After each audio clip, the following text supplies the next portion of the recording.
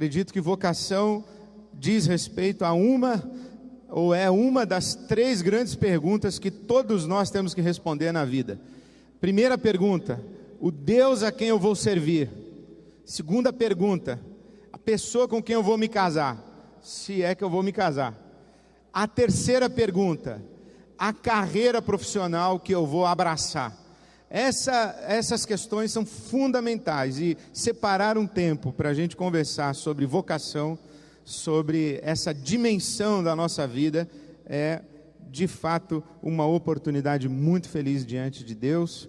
E eu peço a Deus que nesses dias aqui do sim, nós tenhamos o discernimento de Deus, possamos ouvir a voz de Deus, a confirmação de Deus, aquilo que já temos ouvido, um discernimento novo, uma nova janela se abrindo, uma nova oportunidade se abrindo, que o nosso coração seja de fato tocado, visitado pelo Espírito Santo de Deus enquanto nós estivermos aqui.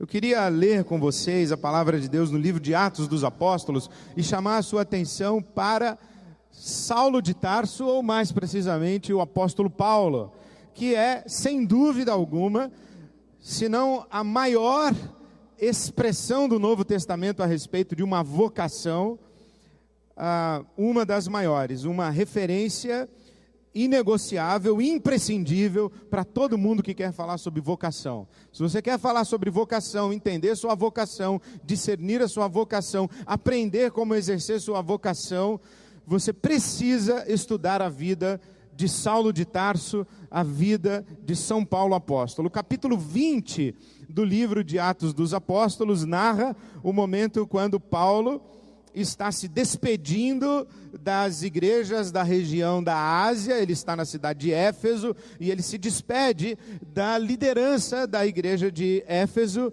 e ele fala algumas coisas muito importantes, especialmente o versículo 24. O nosso tema dessa manhã é como descobrir a minha vocação. E eu quero falar sobre as características de uma vocação, como você descobre uma vocação, a importância de uma vocação na sua vida, o que é uma vocação, enfim, o assunto é vocação. Então vamos lá para o apóstolo Paulo, Atos capítulo 20, versículo 24. Diz assim o apóstolo Paulo: não me importo e nem considero a minha vida de valor algum para mim mesmo, se tão somente puder terminar a corrida e completar o ministério que o Senhor Jesus me confiou, de testemunhar do evangelho da graça de Deus. Talvez na sua tradução diga: em nada tenho a minha vida como preciosa para mim mesmo. Em outras palavras, a minha vida não vale nada, a menos que eu cumpra a minha vocação. A minha vida não tem valor, eu não considero a minha vida como algo valioso, a menos que eu cumpra a minha vocação, que eu complete a minha carreira, que eu termine a corrida, que eu complete o ministério que o Senhor Jesus me confiou, de dar testemunho do evangelho da graça de Deus. O que podemos falar sobre vocação a partir dessa experiência e dessa fala do apóstolo Paulo? Primeira coisa que podemos falar sobre vocação é que a vocação é divina, é de Deus, isso é coisa de Deus na sua vida. E isso para nós é extraordinário, porque sim, todos nós fomos vocacionados e todos nós somos vocacionados, porque a partir do momento em que eu reconheço que a minha vida não é minha, a partir do momento que eu entrego a minha vida ao Senhor Jesus, a partir do momento em que eu reconheço que a minha vida me foi concedida por Deus e que eu devo prestar contas a Deus da minha vida, a partir do momento que eu reconheço que eu não sou dono do meu nariz, que eu não me fiz, que alguém me deu vida, alguém me trouxe a vida, e que alguém me preservou com vida, e que alguém me criou, e que me criou segundo o seu propósito ou os seus propósitos, a partir desse momento, eu preciso necessariamente levantar os olhos para o céu e começar a fazer perguntas para esse alguém, dizendo: o que é que o Senhor quer de mim? O que é que o Senhor quer de mim? O que é que estava no seu coração quando o Senhor deu palavra de ordem para que eu viesse a existir? Porque antes da existência existe o propósito. Exemplo: Esse microfone que está na minha mão. Esse microfone veio a existir, não apenas por vontade e engenhosidade de alguém, mas veio a existir com um propósito definido por alguém. Esse microfone, antes de vir a existir, de fato, concreto, pudesse estar aqui na minha mão, ele existiu na cabeça de alguém. Ele existiu na imaginação de alguém. E quando esse alguém imaginou esse microfone, quando esse alguém pensou nesse microfone, pensou também com que finalidade ele viria a existir. A mesma coisa acontece com você e comigo. Antes de virmos a existir, de fato, antes de nascermos, nós existimos no coração de Deus. Nós existimos na intenção de Deus. Nós fomos conhecidos por Deus antes mesmo de virmos à existência de fato, porque a palavra de Deus diz que o Senhor nosso Deus é aquele que chama as coisas que não são como se já fossem. A palavra de Deus vai dizer que mesmo quando nós não tínhamos consciência de nós mesmos, Deus já sabia de nós. Enquanto estávamos no ventre de nossas mães, a mão de Deus estava sobre nós, o cuidado de Deus estava sobre nós, o olhar de Deus estava sobre nós, a intenção de Deus estava sobre nós, o amor de Deus estava sobre nós. Deus já nos carregava no seu coração. E portanto, se nós existíamos no coração, na intenção, no propósito, na intencionalidade de Deus, e agora existimos de fato aqui, em carne e osso estamos aqui, nada mais coerente, nada mais óbvio, nada mais natural, nada mais inteligente do que nós olharmos para Deus e dizermos assim: Senhor, o que queres de mim? A minha vida é tua, está nas tuas mãos, das tuas mãos eu recebi e as tuas mãos eu devolvo. E eu não quero despender os meus dias, eu não quero viver a minha vida como se eu existisse por mim mesmo, como se eu tivesse me criado, como se eu tivesse me imaginado, como se eu tivesse definido propósitos para mim mesmo. Não, o Senhor definiu, é o Senhor quem quer, é o Senhor quem chama, é o Senhor quem vocaciona. Então, a vocação é divina. Eu estava há um tempo atrás fazendo uma palestra para as categorias de base desse que é o melhor time do nosso país.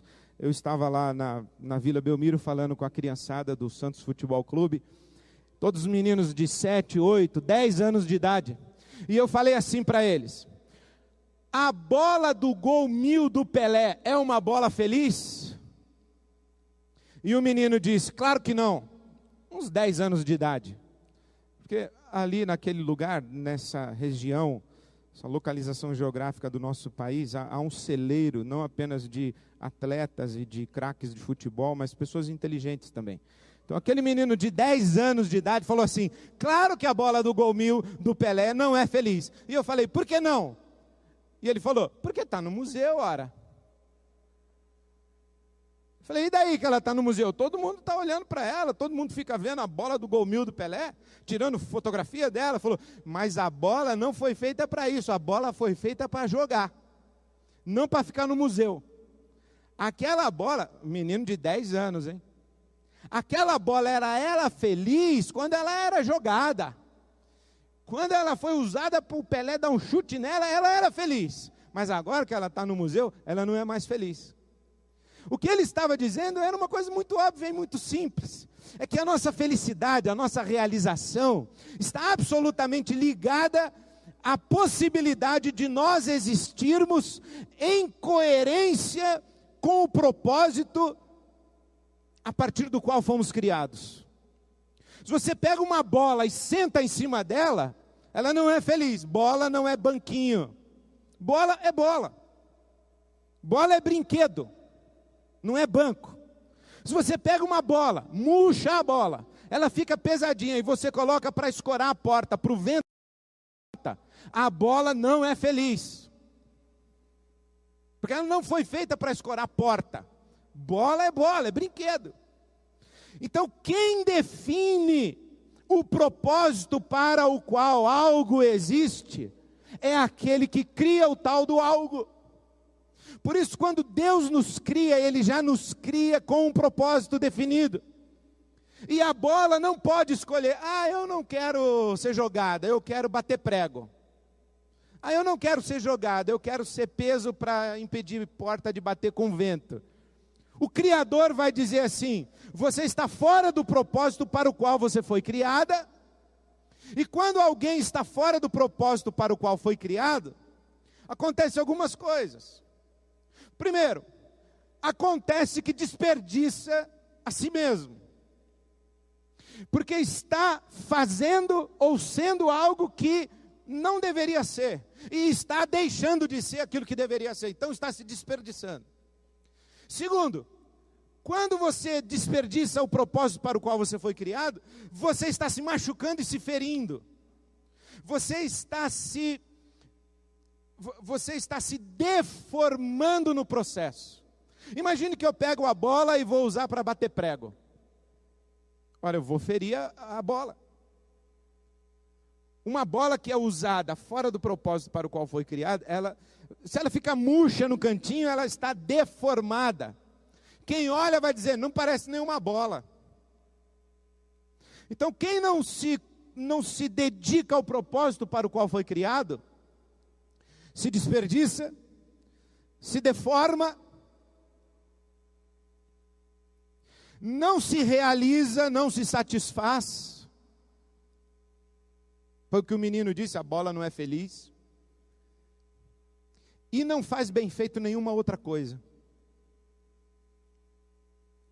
Não vai dar certo bater prego usando uma bola. O prego não vai afundar na madeira. A tarefa será mal executada, o resultado será sofrível, se é que haverá algum resultado. Então, quando nós estamos falando de vocação, nós estamos falando que a vocação é divina.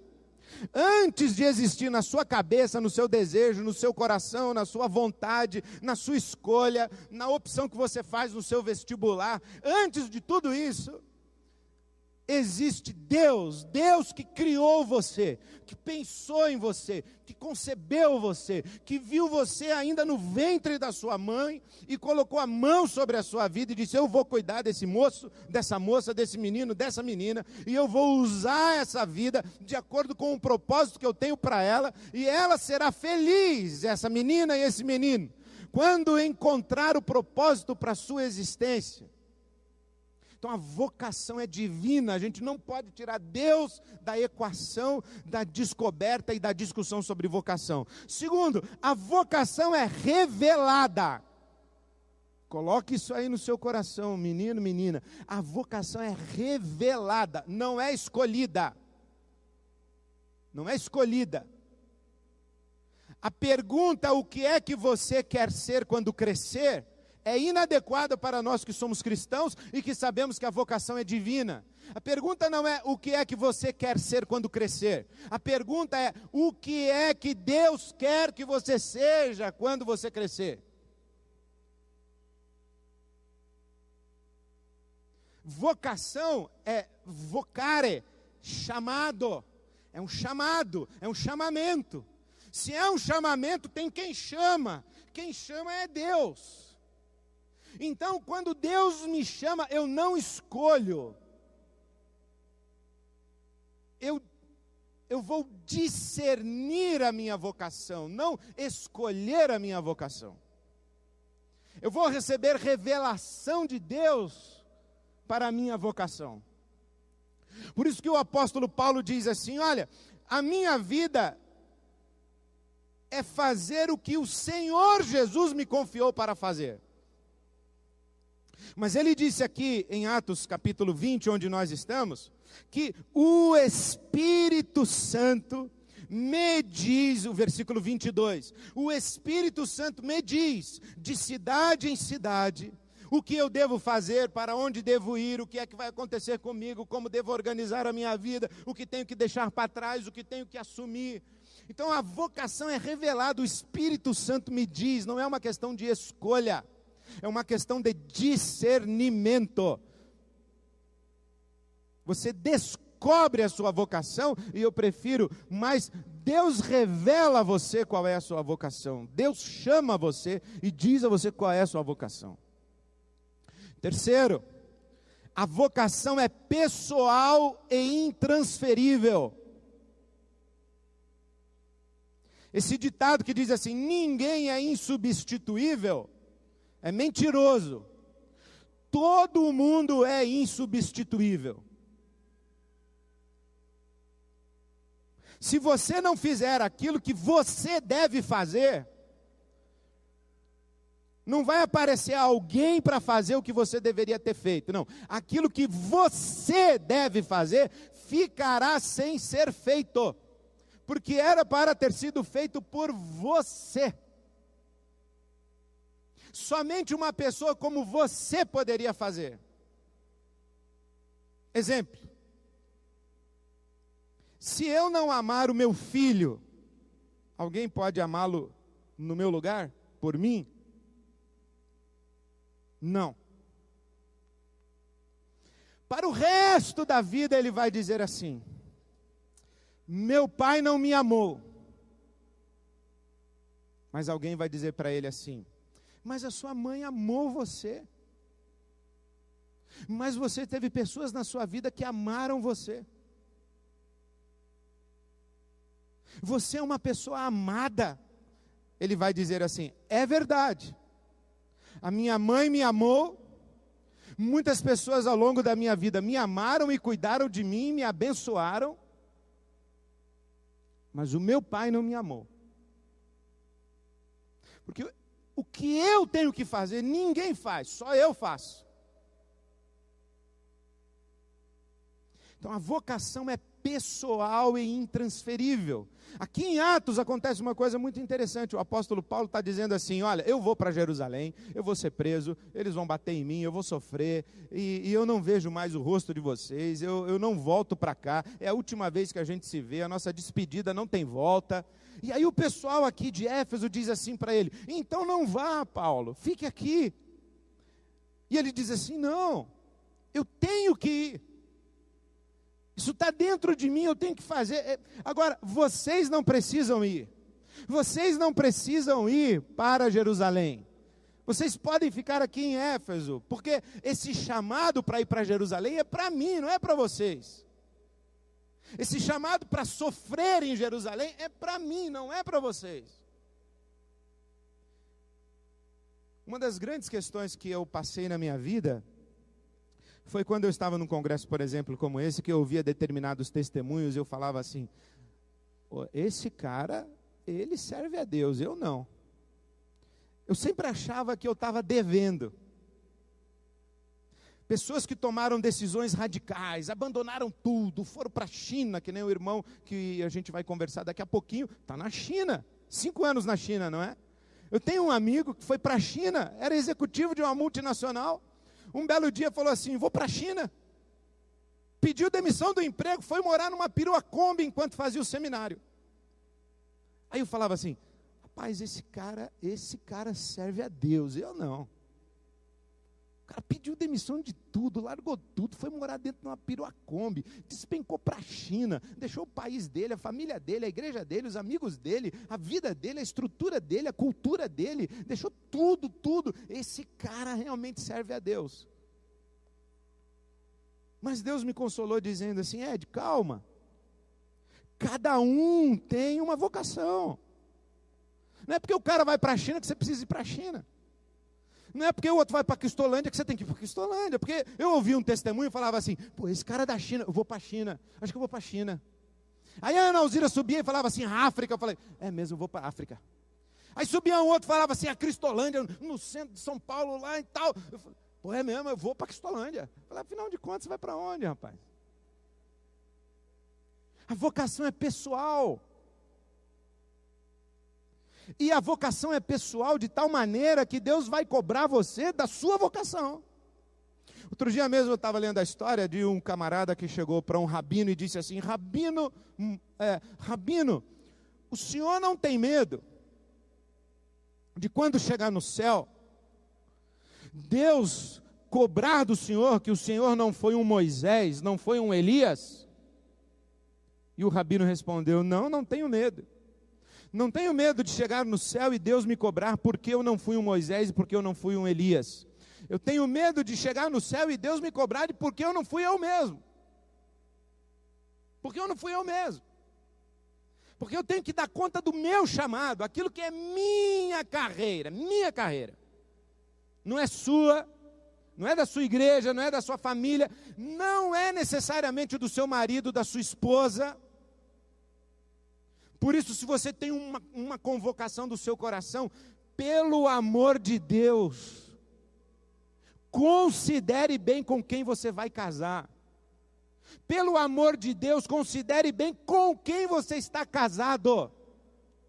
Se você tem filhos, pelo amor de Deus, considere os seus filhos. Você não vai chegar e dizer assim: pessoal, atenção, vamos para a China. Voltei do sim, o negócio lá, o bicho pegou, o Espírito Santo falou comigo e nós vamos para a China. Aí o seu filho tem 8 anos, a sua filha tem 13 anos, a sua esposa olha para você e fala assim: o quê? Você ficou louco? Não seja rebelde, mulher. Ouça a voz do Espírito Santo. A carreira é sua. Se Deus chamar você para algum lugar e no seu coração tiver alguma coisa assim dizendo: eu vou para a China, eu vou para a China, eu vou para a África, eu vou para a África, eu vou para o Marrocos, eu vou para o Marrocos. Você fala assim, você é casado, tem filhos, você fala assim: Senhor, já entendi, agora só tenho que falar com a minha mulher e meus filhos. Eles aqui, ó, são um problema do Senhor. Eu não vou arrumar uma confusão na minha casa. Está entendendo? É minha. Essa história do meu amigo me impactou profundamente. Ele chegou para a esposa dele e falou assim: ele era executivo de uma multinacional e a esposa dele era secretária de diretoria de outra multinacional. Ele chegou para ela e falou assim: Deus está me chamando para ir para a China e eu acho que eu tenho que largar tudo e ir para a China. Você largaria tudo? Ela abriu uma gaveta, tirou uma carta de demissão assinada sem data, dizendo: eu só estava esperando você falar. Porque quando Deus fala, cria-se uma unidade. Toda vez que você quiser fazer alguma coisa, você tiver que explicar muito, cuidado, que talvez não seja a coisa certa. Quando você quiser fazer alguma coisa, você tiver que explicar muito. As coisas de Deus acontecem na nossa vida da seguinte maneira: eu penso assim, eu acho que eu devo ir para a África. Aí eu chego em casa e vou tomar o meu café da manhã com a minha esposa. Eu estou sentado com ela, ela diz assim: não sei, eu tenho um incômodo no meu coração, eu tenho orado muito pela África. Eu falei: ih.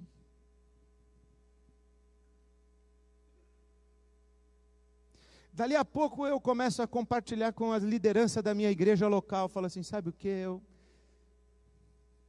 Eu tenho um carinho pela África que, eu não sei, Deus colocou no meu coração. Aí os líderes vão dizer assim: nós já percebemos, pastor. O senhor fala da África de um jeito diferente. Inclusive, todos os convidados que o senhor trouxe para pregar aqui o mês passado, é tudo missionário africano. O senhor não percebeu? Não me diga, não percebi. Falou: é, tudo missionário africano. E aí quando você diz assim: eu acho que eu vou para a África, as pessoas em volta, que conhecem você, que vivem com você, que estão acompanhando o seu coração diante de Deus, dizem assim: sabia já. Eu já sabia. Porque a vocação ela vem para você, e quando você se posiciona, cria-se uma comoção de tal maneira que ninguém tem dúvida de que é aquilo que deve ser feito. Porque aqui em Atos, essa comunidade resistiu à ida de Paulo para Jerusalém por amor ao Paulo. Mas ninguém achou descabida a decisão de Paulo em ir. Ninguém questionou o apostolado de Paulo. Pelo contrário, eles impuseram as mãos, o abraçaram e choraram e o recomendaram a Jerusalém, e ele partiu. Então a vocação, ela é divina, ela é revelada, ela é pessoal e intransferível.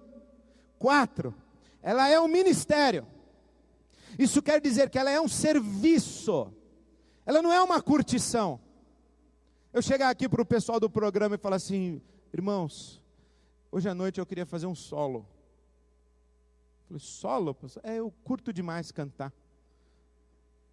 O senhor canta onde? Em casa. Gosto demais. Estou vendo esse auditório tão lindo, vibrante. Eu adoraria cantar aqui hoje à noite. Pode cantar. Vai ali no cantinho e canta. Não precisa ser no palco. Aqui no palco você não canta para curtir, porque gosta. Aqui você ministra. Aqui você entrega algo útil. Aqui você entrega algo necessário. Aqui você se dá em benefício do corpo, em benefício comum. Então, uma vocação responde à pergunta: como eu posso ser útil no mundo? Que serviço eu tenho para entregar? O que é que as pessoas precisam e que eu tenho para dar? Porque Deus me deu. O que é que eu tenho para dar? Porque Deus me deu. Se Deus me deu, não foi para mim. Os dons espirituais, as visões espirituais, os recursos, quaisquer que sejam eles, financeiros, materiais, de conhecimento, de experiência de vida, de capacitação, tudo aquilo que nós recebemos de Deus, Ele não deu para nós. Ele deu para as pessoas através de nós. E uma vocação responde à pergunta: qual é o melhor lugar, a melhor maneira, o melhor tempo, o melhor método, o melhor processo, a melhor estrutura, os melhores parceiros, através dos quais eu vou entregar isso que Deus me deu para o benefício coletivo? Em que cidade eu posso dar isso que Deus me deu e abençoar pessoas? Quando? Junto com quem? Fazendo o quê? Tudo isso que Deus me deu, como é que eu transformo tudo isso de modo útil para as pessoas? Nunca me esqueci o dia que eu estava num velório. Eu era o pastor da igreja, um irmão havia falecido. Devia ser umas 3 horas da manhã. A gente ali, sabe que velório às 3 da manhã é um negócio complicado, né? As piadas já acabaram, o biscoitinho já está no farelo, café já, você aperta a garrafa, faz... Pessoal que passou para dar um abraço na família já foi embora, já teve o culto. Aí tem um dormindo aqui num canto, outro ali, pessoal olhando no relógio. E era 3 horas da manhã, eu ali do lado do caixão, o irmão lá. Quer dizer, o corpo do irmão lá, o irmão já tinha ido. O corpo do irmão lá. Eu e mais 2 diáconos da igreja.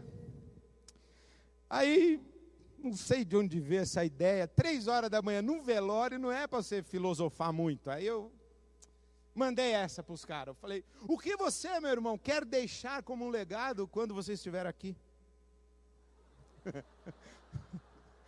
Os caras bocejando, tá. Mas para minha surpresa, um deles deu uma resposta que eu nunca mais esqueci. Ele respondeu de imediato: